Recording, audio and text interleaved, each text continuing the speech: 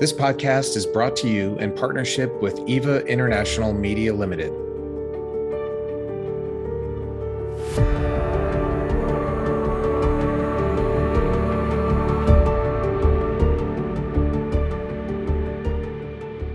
Hello and welcome to Down to Earth with Terry Birch, where we talk about what matters down here on planet Earth.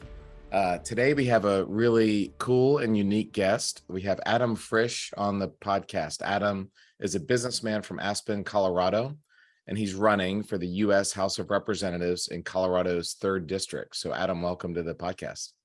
Astronaut Terry, great to be here. Super excited and honored, and thank you for everything you've done for the galaxy and beyond. Well, thanks for coming on. I'll just get this out of the way right up front. Full disclosure, you're my first ever official politician. I've had some people like Michael Steele was on and some other people. He's great. He's great. Yeah, he's awesome. But I've never actually had like an elected official or someone running for office. And probably most importantly, I am supporting you and I'm endorsing you. So I'll get that away out front, but I'm not going to be softball. I'll push on you a little bit, but that's great. I need and deserve it. So that's great. Okay. And also I'm not a Democrat. My guests have heard me say that a lot of times. I'm not a Republican either. I'm a kind of a radical moderate. So one of my lines is, if there was a Get Stuff Done party, I'd be in the Get Stuff Done party, Terry. I think you might join me on that. I've said that for you and I have a lot of the same. Yeah. Exactly. And the reason I'm doing this is just because I care about my country. I'd rather talk about rockets and space, so that stuff's fun. But unless you get the political science right, the rocket science doesn't really matter, is like this. So one good way of looking at it. So thank you. And thanks for making time. So you're from Colorado 3, and of all the congressional districts and Senate seats and Washington and San Francisco and Dallas, there's a lot of interesting politicians in the country. I'm guessing in the history of the Republic that Colorado 3 has not really been that exciting. And I'll let you describe what's the Colorado 3rd District. Yeah. But this year, I think there's 2 words that can describe why it's become a national issue. Can you guess what those are? National embarrassment? Lauren Boebert, I think. Yeah, okay. Those are the 2 words. It's the same thing. It's a synonym. Yeah. No, thanks, Terry. So let's just talk about the district. First of all, the district is larger than the entire state of Pennsylvania. It is it's huge. Half the geography of the state of Colorado. I start talking about it 2 hours south of Denver is a town called Pueblo, Colorado. It's about 50% Hispanic, Latino it's Pueblo County as well. It's about 150,000 people in the county. That's our largest community, if you will, out of the 750,000 people that live there. We go down all the way to the New Mexico border. We have about 4/5 of the New Mexico border. We go a little bit southeast now with our new district. We get about 75, maybe 100 miles away from Kansas. And then to Fowler? Do you include Fowler? Fowler's in there. Got good friends there. Cantaloupe farming. Yeah, so Rocky Ford is a cantaloupe capital of Colorado, and maybe the country, and that's a new Otero County is new for us. We have 28 counties, and I wish I could beat all 28 of them at all times, but even with space travel, I can't do that. And so we go all along the beautiful highway, San Luis Valley, ranching, farming, agriculture. We end up at the Four Corners. You get to Cortez, a couple tribal lands down there, the Southern Utes and the Ute tribal lands area. I was just down there the last couple of days. So 80%. Arizona, Utah, New Mexico. Yeah. And then we go all the way up the entire Utah border. And you get about 2/3 the way up the Utah border, and you're about 30 miles away from Grand Junction. That's our second largest town in the district, about 100,000 people. It's kind of the epicenter of Trumpism in the state, if you will. Pretty hardy. It's becoming a little bit more balanced as more people have been moving there from California and elsewhere. Really great community. Super excited to spend a lot of time there. It is pretty much the epicenter of Colorado's energy industry with coal and natural gas and oil. We can talk about that in a little bit. I'm a big believer in domestic energy production. And then you go up to the corner and you get about 1/3 of the Wyoming border, and you're up in Moffett and Rio Blanco. And so it is gigantic. You have these 3 ski towns. You have Aspen, you have Telluride, you have Crested Butte, you have the working blue collar town of Pueblo, you have Grand Junction, and then you have a lot of ranching and farming, lands all everywhere else. So, all this, technology has become a big industry in Denver and in Colorado, but still, my understanding is beef is our number one export for the state, and super proud that a lot of that is coming from down in CD3. The district, from a people standpoint, 25% Democrat, 31 Republican, and 43 unaffiliated. Colorado is about 40 some percent unaffiliated at the state level. So, and I mentioned before, if there was a Get Stuff Done party, I'd be in that party. I think people want the circus to stop. Right. I was an unaffiliated voter for about 20 years. And then in December the end of December, Lauren Boebert made some comments, and I thought it'd be time to challenge her and see where we go from there. That explanation of I've spent a lot of time in Colorado. Went to the Air Force Academy. Got my CU shirt on today. My go Buffs! I graduated in 1990. Studied economics, and political science. It's such an amazing school. I wish I had gone I would have had a lot more fun had I gone to CU. What a great campus. But that description, for those of you who might live in Europe, he basically just described probably the size of your country. Or I'm from the East Coast, so that's like several states on the East Coast. Like you said, bigger than Pennsylvania. That's amazing. So you're not a professional politician. You're mostly an independent, and then what's happening in the national politics became very local, and that's what kind of got you into deciding to run. Yeah, I mean, I spent 8 years on Aspen City Council, but to me, that is elected community service. When I finished up with that, my wife's now the president of our school board, our school district. Wow. That's elected community service. These are moms and dads and men and women standing up and trying to do the right thing. Land use code, affordable housing. Now, this is obviously the real deal. And ironically, I kind of just shivered every time someone asked me in the grocery store in Aspen, how do you like politics? I'm like, I'm not a politician. I'm doing elected community service. And now, I am a full-on politician, or I guess I need to own that. But and it has been a respectable way to serve public service. Yeah. You did it through the military. I've done it through other ways. A lot of other people do it different ways, and it's kind of all hands on deck to make sure that we have a proud democracy and civic engagement, and that can be done in a lot of different areas. And being on the school board here is it's a contact sport, man. With the pandemic, people are just hyper anti-vax and hyper anti-masks, and I admire your wife for doing that. So far it's been pretty good, but she did start like about 3 months before COVID started, so it's been a little bit of a baptism by fire. But anyways, I'm doing that. I have a 15-year-old daughter, my 16-year-old son. We're pro-education. I got my substitute teaching license. Oh wow. When COVID started, kids need to be in the classroom almost at all costs. Right. I spent most of my time in pre-K 4. My 16-year-old son, again, I'm pro-education, but you might see him in the blurry background here and there. He's helping me on his thing. There's Felix, and that's awesome. Taking a year off. He's supposed to be a junior in high school, 11th grade, and he's taking a year off to work in the campaign. That is awesome. He's doing the work of a 30-year-old, so it's a really fun. We've done about 20,000-mile father-son road trip on this pro-democracy tour. I can't imagine anything cooler, man. I need more kids so I can do that with my kids. That would be awesome. That's great. So I want to get a sense of who you are, because what has happened in America, when you look at especially some of these Senate elections with Republicans, they're willing to vote Republican no matter what. There's literally nothing that could be said. Trump himself said I could shoot somebody and they'd still vote for me. And he's right, I think. He's not wrong. What you're seeing in Georgia, and Mitch McConnell had the kind of coded reference of lamenting the quality of candidates. Well, the quality of candidates is like, you could not imagine worse people, and yet they're getting voted for. And so to get a sense of who you are, because this is not what are some presidents you admired? No, hey, that's a good question. I haven't asked that. I mean, we'll get some obvious ones out of the way, of Lincoln and Washington. Right. And 20th century. Let's get into, I didn't agree with a lot, but some of what Reagan did, but he had optimism, and that's something that's missing in public service big time. Kennedy, I was obviously, I'm only 55, so I was born 5 years after the tragic day. But again, optimism, and trying to get stuff done. I think that was really, really important. Teddy Roosevelt, he brought us a lot of our national parks. He did some hunting, but he was a conservationist through and through, a little bit of an iconoclast.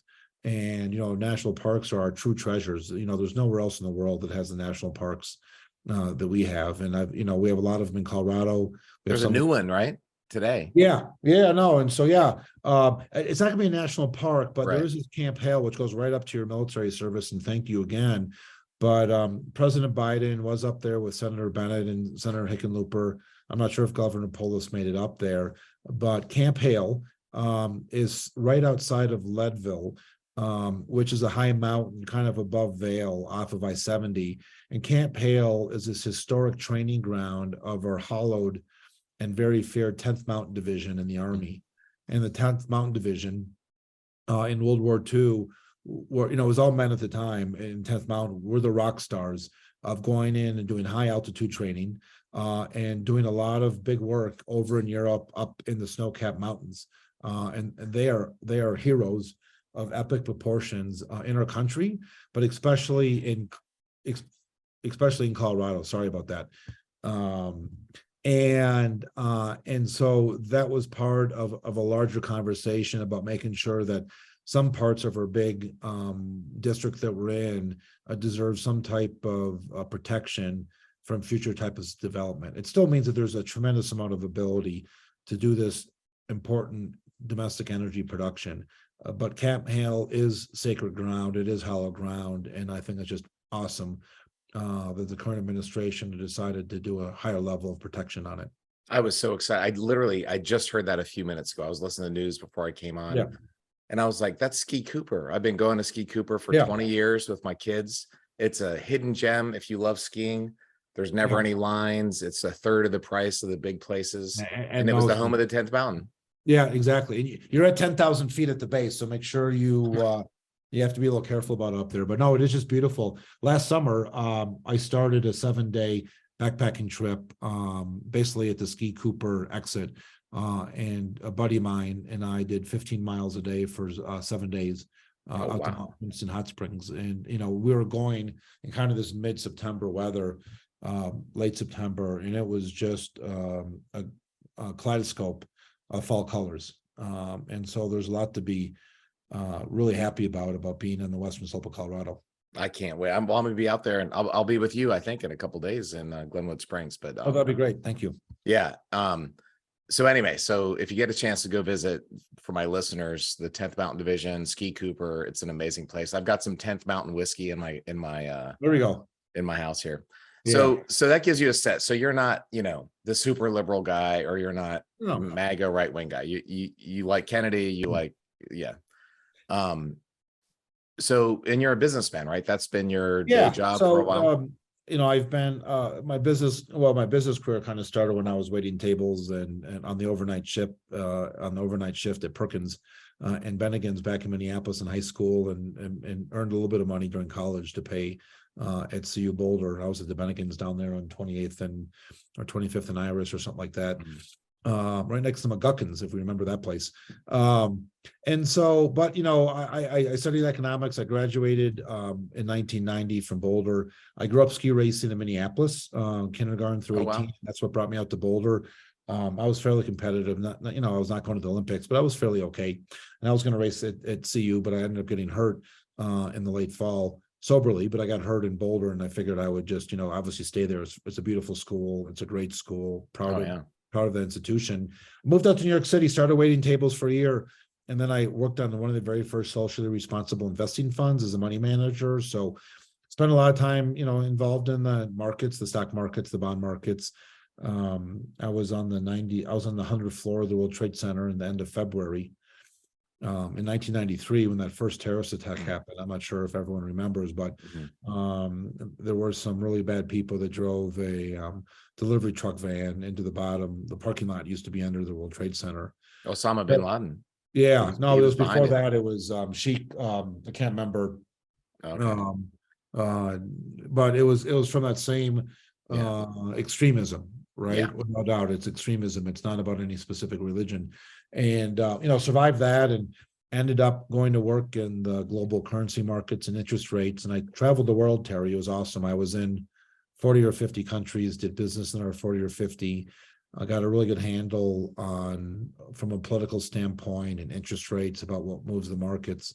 Unfortunately, I just went to too many 9/11 funerals. My first couple of years working for one of these banks, I was in 7 World Trade Center, and that was one of the newer trade centers that was built, and sadly that came down, collapsed around 5 o'clock on that dreadful day that I remember darn too well. But went to a lot of funerals in 9/11. It just, then the day it sucked. There was obviously people that went through a lot more harrowing experiences than I did, and a lot more funerals than I did. But that was kind of a gut check of, okay, listen, maybe we should remember how beautiful the western slope of Colorado was. Came back out, met a proverbial gal in the western slope and convinced her that maybe Aspen, the Roaring Fork Valley would be a good place to build a business and build a family. And I got into design and residential development and housing. That worked out pretty well. My wife's been running her family's manufacturing business. It's not easy to produce, manufacturing onshore these days. So she understands the small business community as well as I do. And then I got on Aspen City Council in 2011 for 8 years, and I focused on the small business community to make sure that they were thriving and had rules and regulations that made sense. But I spend most of my time, Terry, working on affordable housing. And it's a crux in these resort communities. It always has been for a long time. But obviously, and it's been pretty humbling over the past couple of years, post-COVID, so many people moved out to Colorado, and not just the resort communities. We're seeing affordable housing hit Alamosa. We're seeing it hit Walsenburg. We're seeing it hit Pueblo and Grand Junction and Durango and Montrose. People want to come here, and they're showing up with above local salaries, and it's putting a squeeze on the local community. Right. And so I've spent a lot of time talking to Republican and Democratic county commissioners and mayors and city council people to try to figure out the best way to, kind of move this affordable housing issue forward. At the end of the day, we need higher wages so people can pay more, but we also need more housing stock. And we're starting to see some more housing being built in some of the Western Slope areas.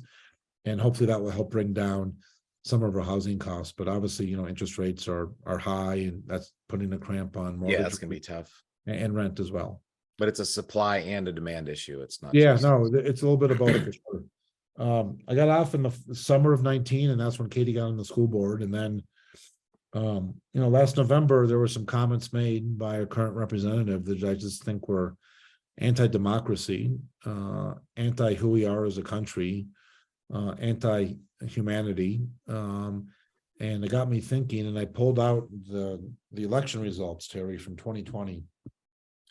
And I saw on the left, there were, there's 4 or 5 really loud ones. I call it, part of this angertainment industry that my buddy Dean Phillips, who serves in Congress now. And it goes back to this kind of yelling and screaming and not really focused on the issues. And I saw these 4 or 5 House members on the left. And then I looked at these 7 or 8 on the right, and I saw, Marjorie Taylor Greene, Jim Jordan, Matt Gaetz, Right. Mo Brooks, the names. And they all, bipartisanly, if that's a word, had between 65 and 88% wins in the general in 2020. Right. And I saw the Representative Boebert won 51% of the vote in 2020, did not win her home county. Those that know her truly do not care for her. And a lot more people know her now than did before, and not for good reasons. Now, to be fair, and we've had a redistricting since then, and the district has become a little bit less blue, a little bit more R, and a little bit more unaffiliated. And so she probably would have received about 54% of the vote. But I'm like, oh my goodness, of all these extremists in a bipartisan manner, the only one that has any realistic chance, with all due respect to those that are running against those extremists, CD3 is going to become at some point the epicenter of how do we stop the circus? How do we stop the yelling? Because there's a lot of people yelling all over the country, but nobody is electorally weak like Lauren Boebert. Right. And that divisive. And I thought that if a pro-business, moderate, pragmatic Democrat to get by the Democratic primary, I would be set up well to build a bipartisan coalition. And I call this the pro-normal party. Well, you're a Democrat because you have to be, right? Is that? Yeah. No, there's obviously some core values Yeah. there, but there's no way that a Republican was going to be able to win the primary, which leads into an interesting Right. story. Don Coram, who ran against Lauren Boebert in the Republican primary, got 36% of the vote. We sat down soon after our joint primaries, and I said, "Listen, Don, Senator Coram, honorable for you to stand up your party. I admire, Liz Cheney was not what she became over the past year, but I admire the courage that Liz Cheney has, and I admire Don Coram from standing up. Now he's come out as of this morning to endorse us. I saw that in Yeah, Twitter. we also have So the Republican, yes, we have a Republican primary, a the man who lifelong ran for the Republican. office, is Yeah, endorsing it. ran for CD3. Right. He served the Western Slope as a Colorado state senator. Mm. He served Colorado as a U.S. House of Representative. I mean, Right. a state Colorado representatives. Right. And he's like, I think about 40% of that Republican Party, Terry, wants their party back. And Don's an honorable member of that crowd. And he, we're not going to agree on everything, but he understands that I'm a good person, trying really hard, and that she is destructive for democracy, and she's not focused on the job. Well, she's an awful human being who's entirely incompetent. I'll say it for you, since you probably want to be more I'm just diplomatic about it. I am focused that she's not good for this district. She has voted time and time again against veterans, teachers, seniors, children, water projects that we desperately need. Right. And that's what's resonating with people, that she's not focused on the job. Yeah, water is a huge, I don't think people back east don't understand the issue of water. But so my audience is getting mad right now because I'm being too nice. I want to push you on something. And that was funny. I went to a Politicon a couple years ago. I was talking about Space Force. Actually, I was on a panel about Space Force. And I heard this Louisiana guy was yelling. He was yelling at LSU on the football, on the TV. And I was like, who is this guy? He's annoying. He was so annoying. I'm like, dude, shut up. I turned around. It was James Carville. Oh my goodness. So you didn't recognize that voice? It was no doubt it was James Carville. So we were laughing and talking and, kind of joking around a little bit. And I just saw him. He had the funniest quote, and people were like, well, with this new extremist Supreme Court, and abortion really rallied Democrats, and it looks like you guys are going to roll. And he was like, oh my God, if anybody ever tells me the Democrats are going to succeed or do something right, don't tell me that, because they're going to jinx it. And the point was, Democrats are really great at shooting themselves in the foot. They were on this roll. Biden had like 10 legislative victories. He got a lot of stuff done this year. He got a lot of stuff done. And then the Republicans had he got a lot of stuff done. The Republicans had the abortion. Like, everybody went from the Democrats are going to get killed, like the other party always does in midterms too. They might win. And then he goes off and does the student debt forgiveness, which was not popular among a lot of people. And this border crisis just keeps on having, and he hasn't done anything against it. And it just seems like Democrats are really good at stepping on their own toes, in my view. And so I don't know. What do you think about that? Like, you guys were kind of on a roll, and now there's some momentum swing. There's a reason I've been an unaffiliated voter for 20 years. Let's talk about three things that it's pretty clear that I've offered public support, a public pushback against. And, Terry, there's a lot of hard things about running for Congress, but one of the easy things for me is what I'm telling people now, and what we're discussing now is exactly the same conversation I had in front of the Democratic primary, which I knew that was going to be hard to do. And it's what I've thought for years as a business guy, as a husband, and as a father, as a substitute teacher. So I think there's three things we want to talk about. One is the student loan forgiveness. It was not fun for me to write a press release the day after that President Biden did that, and said that I thought it was the wrong thing to do for a couple of reasons. And I made this comment in the Democratic primary, which did not make me a very popular person, at least until they had a chance to listen to me, saying that I think it was bad for a couple of reasons. One, I don't think any president, regardless of party, should have $500 billion signing power. Mm-hmm. Now, who else agrees with me on that? Nancy Pelosi. Who else agrees with me on that? Joe Biden, the month before he signed the legislation. Right. There's a balance of power that I'm not sure if it's supposed to be equal. I realize that having 435 people get together or 535 people get together is harder than getting one person to get together in the executive branch. But that signing power of $500 billion should not happen for any reason, for any party. Two. Right. And this goes back to the Democratic tone deafness of what's happening.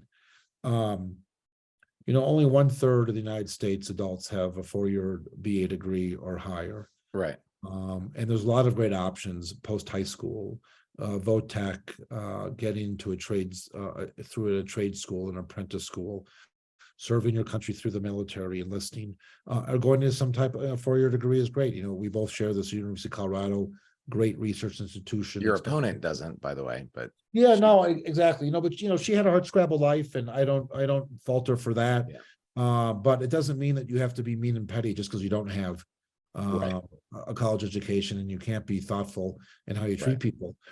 And Joe Biden focusing on that. And again, I wish he would have focused on the Pell Grant conversation, which truly are for those families that are making 20, 30, 40, 50, $60,000 a year.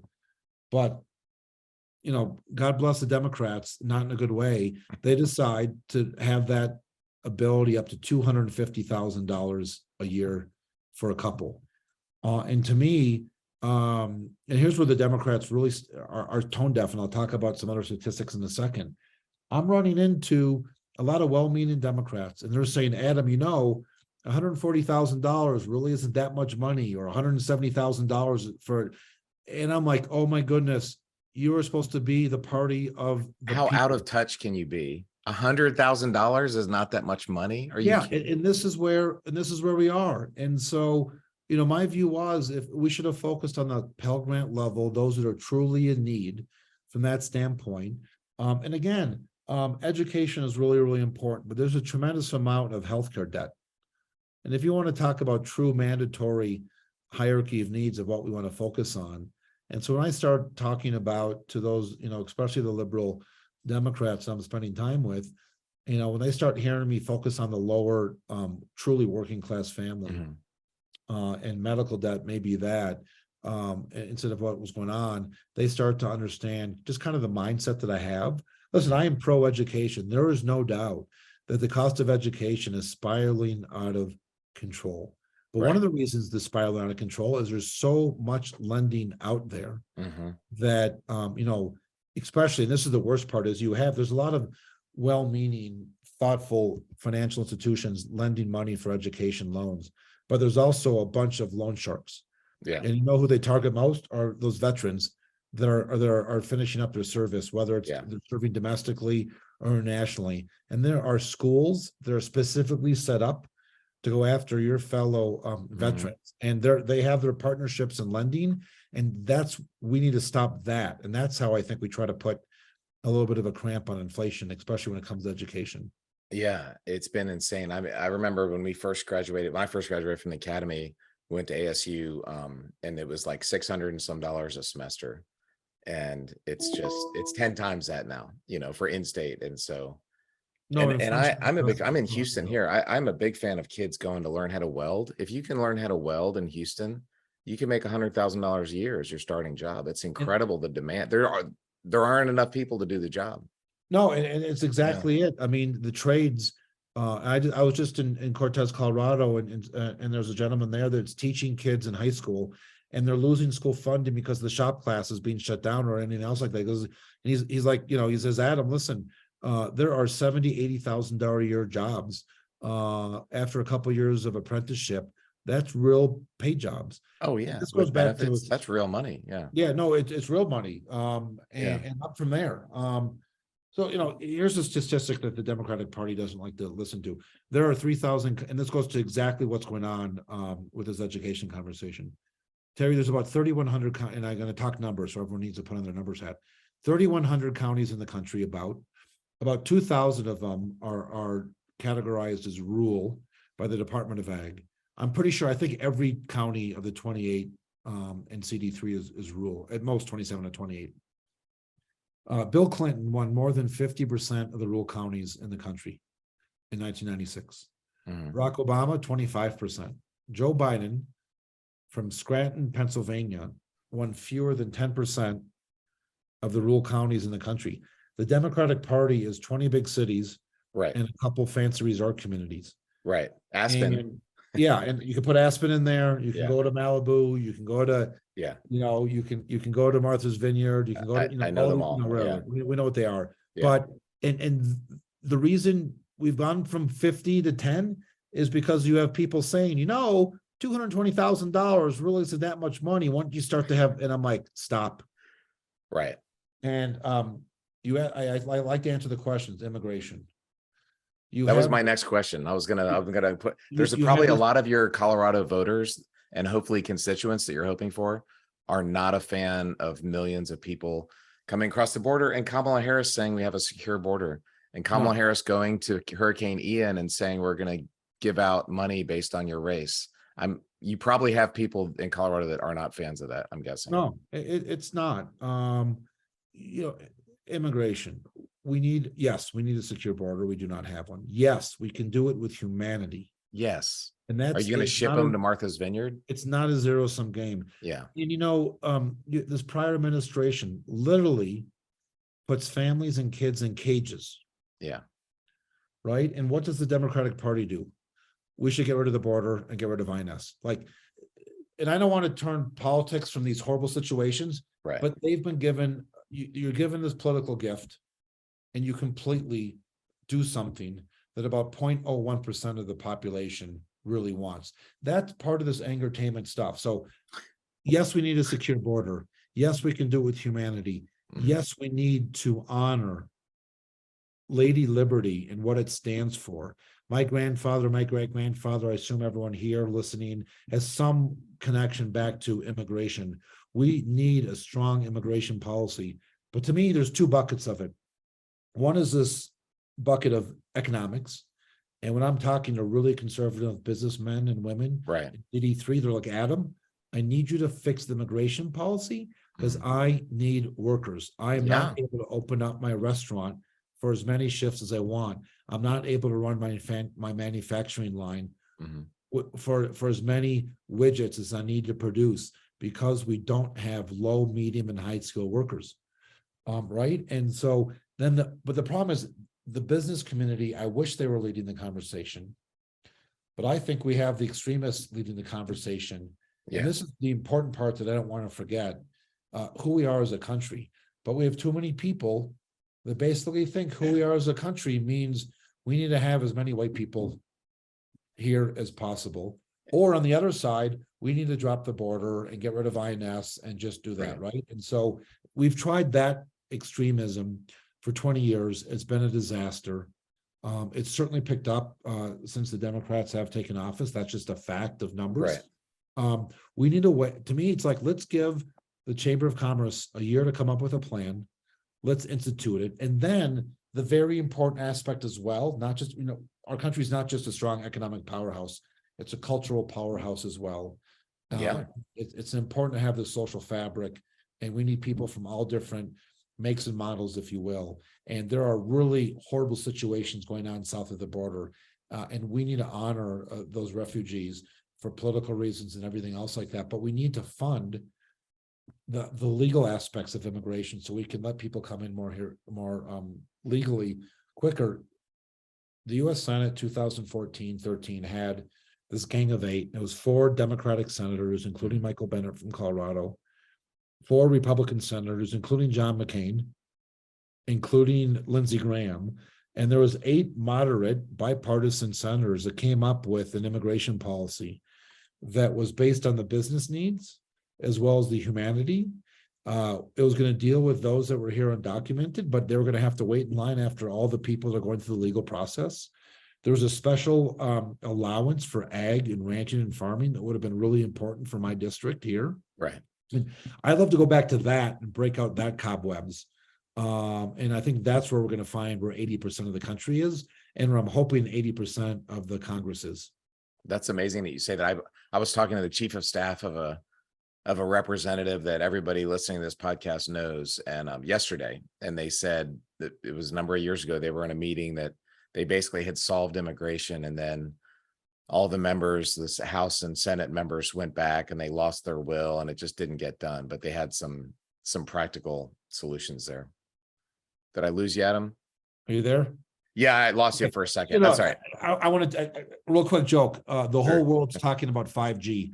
And CD3, perfect example, needs 1G. We'll take 1G anywhere in Western and Southern Colorado. That's exactly what just happened here. So sorry about that. Anyways, go That's ahead. actually You're really talking funny. to chief of staff of somebody you know. Yeah. And they had a similar story where it was a number of years ago. House and Senate members, both parties got together. They had a solution that 80% of people would have liked. And then they all went back and they chickened out and it didn't happen. I want to talk about primaries because I think that has a lot to do with what we're doing. But I read there's a newsletter I just subscribed to. It's called The Liberal Patriot. I don't know, there's nothing liberal about it, but anyway, this is a quote and I want to share it because when I hear you, Adam, what I hear is what should be the future of the Democratic Party. And I was kind of pushing on the Democrats like to shoot themselves in the foot. So here's the quote, and I'm going to read. Just 34% of progressive activists, i.e. white liberals, say they are, quote, proud to be American. 34% of progressives are proud to be American, compared to 62% of Asians, 70% of Blacks, and 76% of Hispanics, which blew my mind away when I saw that statistic. But I know where they're coming from because It's heartbreaking. but that's the way things are, right? A lot of times the party, $200,000 is nothing. That's the $200,000 is nothing. And I think, and it's not a Democrat Republican thing. That's like Americans need to be proud to be American. This is the best country in the world. I've been to almost all of them. I think you have too. This is a pretty damn good country. It's not perfect, but that's what's so good about it. We admit we're not perfect and we try and improve it. Yeah, it's not perfect, and we need to honor and own the mistakes that were made without a doubt. But we move forward. I would love it to happen faster. But oh my goodness, at the end of the day, if all of a sudden people stop coming here, that's when we really have a problem. Wanting to stop trying to come here. And so yes, we need a better immigration policy that can be done with humanity, and more rules in place, whatever. But, God help us truly when the vast majority, the best and the brightest of every country wants to come to this country. And for a good reason, because we are a phenomenal place. We have some warts, we need to talk about them. Yeah. But this is a great place for economic opportunity. And we've lost that. And yes, there are some things that we have not done properly or that we should hold our head up high. But I'm not sure, was it someone had said there's nothing wrong with America that can't be fixed that's right with America. And I would love to see more pride from everybody going on. And listen, you have it yourself. It's the minority cultures are more proud than some others. And I appreciate that, but we just need to march forward, own what we do, be positive, do it in a conducive way, and march and go and thrive. I was listening to a podcast. Actually, my daughter told me about it. It was about an African's journey to come to America, and they have this thing called a lottery visa. And so you scrape together a few $1,000s, you go to the embassy and you put your name. It's literally a lottery. They pull, balls out of a box to see who wins. There are 100,000 African citizens and then it's super strict and it takes years and you spend all your money and it's really not a great thing. And then but there's 100,000 people in the continent of Africa whose dream in life is to become African American.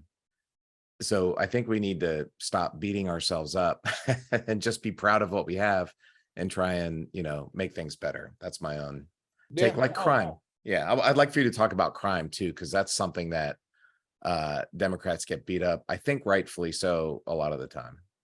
Yeah, no, the rural aspect, we are very rural, Pueblo is our one. We have two big cities that have 100,000 people, Grand Junction and Pueblo. Right. And Pueblo averages about a murder a month and 12 or 13 a year. And last time I was down talking to the chief of police over the summer, they were at 20 something already, and that was halfway through the year. Right. And there is a lot of carjacking going on. Sadly, Colorado is like the carjacking capital of the country. I'm not exactly sure why.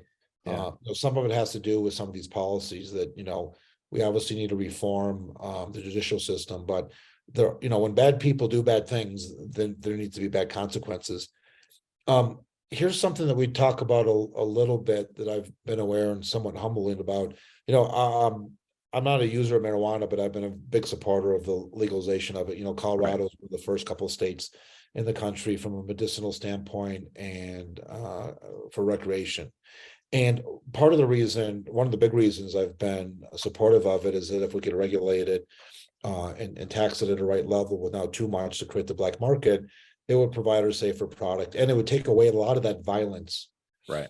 that was in that ecosystem from Mexico up here to Colorado.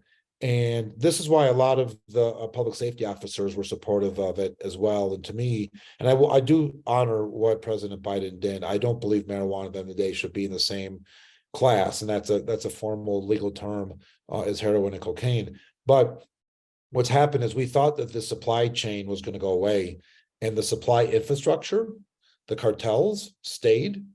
Instead of running marijuana, they're now running heroin and opioid, and the worst of all, fentanyl, and the worst of all, people. And so I think I don't want to put the marijuana genie back in the bottle, because that's not the problem. The problem is there's some really, really, really bad drugs that are out there, and a lot of that crime, let alone the tragic stories, especially of a lot of teenagers experimenting and fentanyl being hidden in drugs that people are not expecting, and laced with marijuana.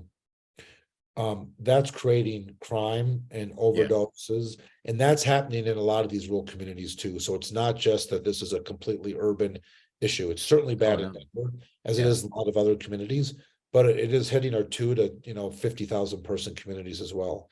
And it's heartbreaking what's happened. And I think one of the big problems, I've seen it here in Houston ever since COVID, ever since the George Floyd thing happened, and I went and marched in a Black Lives Matter protest myself, but police stopped policing, and I understand why. If somebody's going to be a bad guy, and then the policeman ends up getting charged with murder or something, the risk to cops just went over the top. And they literally stopped policing in Houston. And it's been Indianapolis 500 on the highway here. I asked some city policemen one day, and they were like, I said, when are you guys going to start policing again? And they just said, just talk to your politicians. Like, they were admitting that they're not policing anymore because the threat got so high. So I think. Have you ever been stopped and said, have you ever gotten faster before? And when you were going 100 miles an hour on the world before? And how fast have you got? I got to turn this around. What's the fastest you've ever gotten, Terry? In the air or above the atmosphere? No. Let's talk about it when you're wearing that helmet. So in a F-16, I went to Mach 2.1 one time, which was a little bit over the speed. So I was also breaking the law. And then in the space shuttle, a little bit over Mach 25. So 25 times the speed of sound. So was that 50,000 miles an hour, 50-some thousand? No, it's only 17 or 18,000. Oh, it's about 5 miles a second. So it just takes like no 30 seconds, or a minute. You go from corner to corner of Colorado, maybe a minute. No, when I'm trying to drive 54,000 square miles and it takes me 8.5 hours, I could really use one of those rocket ships. You could use a space shuttle. And I'm pretty sure my son Felix would love to be driving one of those things. The problem is you'd melt in the atmosphere, so you'd have to go up. So you have to get up there. The F-16 would be better.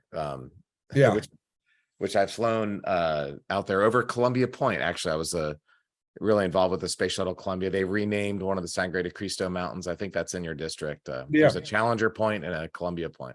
Oh, it's awesome. No, I remember. So let's see. Well, let's get back on track a little bit here. I want to talk about primaries.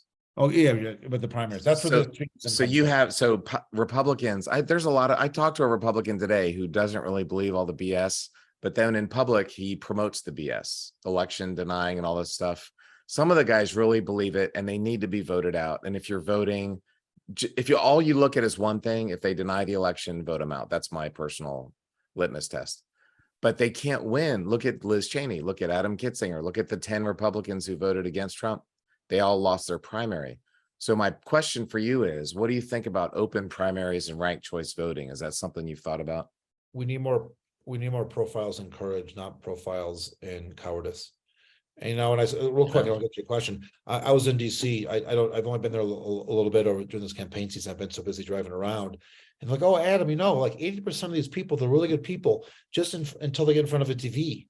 And I'm like, well, then they're not really good people. Then they're not really good people. Yeah, and so like, that's the problem. And I'm a little naive. I'm not completely naive, but just stand up and do what you're supposed to be doing. and own that. And so, yes, super excited. I got endorsed by the No Labels organization, which put this Mhm. Problem Solvers Caucus in place. And there's 29 Dems and 29 Republicans in the House. And I'm going to be there when I go there in January. It's going to be the first place I'm going to go. And that's helping some of this bipartisan stuff. I'm a big believer of ranked choice voting. I'm a big believer of open primaries. So I think in California, they call it a jungle primary. I'm not sure if it's exactly officially that, but if there's 8 people that run and there's 6 Republicans and 4 Democrats, we'll call that 10, the top 2 vote getters, regardless of party, get to go to the runoff. In Colorado, we have a quasi-open primary, and it works this way. Remember, I said that the district is 25D, 31R, and 43 unaffiliated. Right. All those unaffiliateds get a chance to vote in either, not both, but either the Democratic primary or the Republican primary. So in the Democratic primary, the majority of voters that had access to the Democratic ballot were actually not Democrats, they were unaffiliated, right? And again, the math and the same thing in the Republican Party, that the Republican primary, it had the ability to have more unaffiliated voters in the Republican Party. Now, that unaffiliated voters probably helped me on the Democratic side. I want to honor Sol Sandoval, who I only had 290 more votes than she did out of 50,000. She's working on our campaign. She's really great. She has a true first generation single mom, 2 kids, community organizer story. Wow. But this is the Democrat that you beat in the primary. Yeah, that I defeat in the primary. And she's more progressive, and we all own that. That's all great. She's working with us. I would have helped her in the Democratic primary, Democratic general as well. But that unaffiliated voters probably helped me get over that from that open primary. Now, on the Republican side, it didn't work out so well. And Don Coram was only able to get 36% of the vote. And Lauren Boebert only got 60 some. But again, if you look at who lost their home county and who cannot get 2/3 of your own primary voters, you only have a handful of people here. And so anything that we can do to create more bipartisanship and more moderation, but if it doesn't happen in the primary, it's really hard to happen somewhere else. Okay. Do you want to be like Nancy Pelosi or Mitch McConnell, or in that you want to stay in Congress for 30 years, which half of Congress does? No, I will not be. No matter what happens in life, I will guarantee you. Should we have term limits? I'm not. I've signed some term limit legislation that I've been supportive of, and I appreciate if the term limits are too little, you don't get the experience that you need, and then you get this, kind of the staff and the bureaucracy kind of running the show. And I respect people on both sides of the aisle that have been there, but.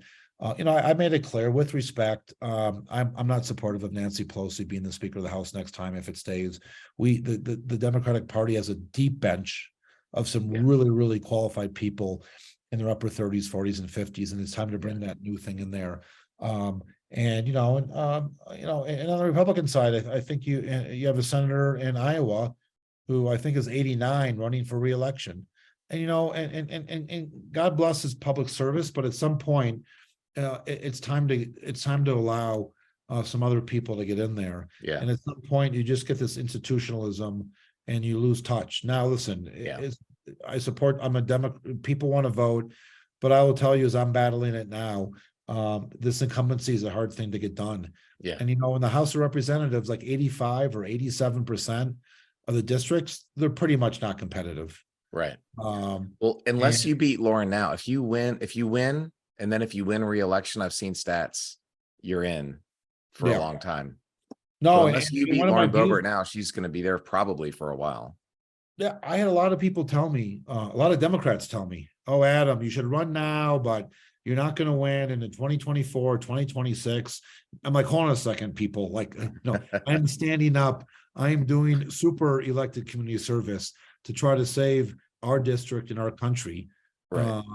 From a true extremist that doesn't believe in democracy, from what she's tweeted and her support of the big lie and everything else like that.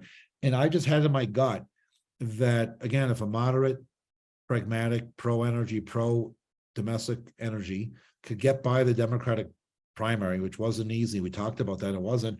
I could build this coalition. We need about 10% of her prior voters. In July, we started down about 7 points. People were, we took heart from that because she's an incumbent and because the districts are 8 or 9, we should have been down 11 or 12 points. And Terry, just a week ago, we released a poll from a very reputable firm in Colorado, and we're statistically tied. We're down by 2 points. That's plus or That's great. minus. And that was before we got endorsed by the Durango Herald newspaper. That was before we got endorsed by the Coal Miners Association. That was before we got endorsed by Don Coram, who got 36% of the vote as a Republican. He's still a Republican. That was before we launched the Republicans for Frisch website about a week ago. That was before we mailed out thousands of postcards to Republicans and moderate and right-leaning unaffiliated voters as we got on the town hall. So like, we're going to make this the emotional win. And finally, people are paying attention. I'm getting on national media. I'm getting on these national podcasts. I have a lot more than 117 Twitter followers as I did halfway through the primary. We just hit 150,000. And Wow. so we're on, it's still uphill, trust me, but we have a path to victory. I wish there were more opportunities across the country to see some of these extremists defeated, but the onus is on CD3. And you just got endorsed by an astronaut. Yeah, and I just got endorsed by an astronaut. I'm pro astronaut. With all 10 of my followers, I'm sure they'll Yeah.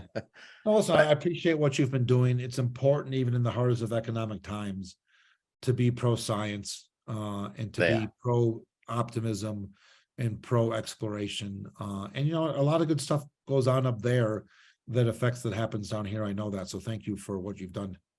Well, thanks. You talked about Reagan earlier, and yeah, he had good and bad, like everybody. I stuffed envelopes for him in high school. I literally, as a teenager in high school, I was stuffing envelopes for Ronald Reagan in '84. And it was morning in America. And all the negative about Vietnam and all that, he was like, you know what? We're Americans. It's morning in America. And I love that optimism. That's why the rest of the world loves us. And when I look at a guy like Ron DeSantis, he's just angry, man. He mistakes anger for strength. Yeah. And that is the modern Republican Party. They're mad. They hate everything.